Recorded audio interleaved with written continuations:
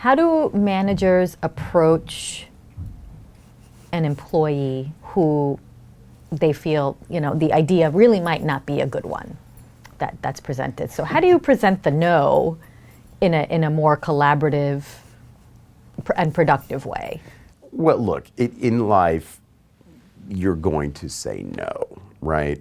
The only thing we ask is that it's a considerate no. So if you're someone in a leadership role, manager role, and you've been down this path, I think that when we say make it a considerate no, is that you might say, oh, look, we've tried that.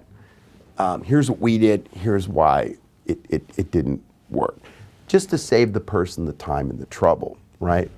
But within that, you also don't want to completely shut out the possibility to new ideas. Somebody may come up, will say, well, yeah, but that's the way you did it, but here's what I was thinking. So, as long as if you say no, just make sure it's a considerate no, but always leave the door open to the possibility of taking a new idea and yes-ending it into something you wouldn't have thought of otherwise. So when we talk about the concept of artists and poets and everyone being an expert in everything, again, can you give us an idea of some exercises that you recommend for leaders and managers to actually help them get to that point that they're able to see that? One of the things that we do is something called a shared experience, where you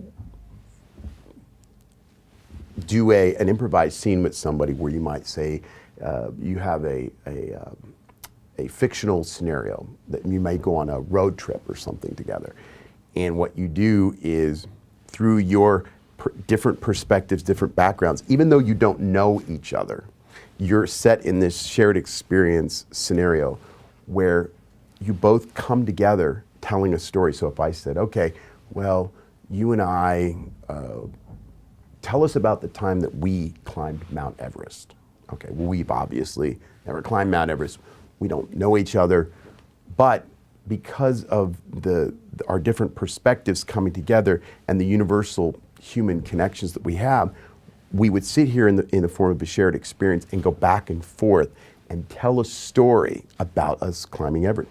You would bring your perspective and personality and details to the story, as would I. And what it begins to show is that even though we don't know each other, and even though we've never climbed Everest, when we bring our different perspectives together through the exercise that is called a shared experience, an improvised exercise, you see, oh, the commonality, what we come up with together telling that story is far better than what you would have come up with individually or what I would have come up with individually. And you're bringing your perspective and personality to it, as am I. Together, it's far better than what we would come up with individually.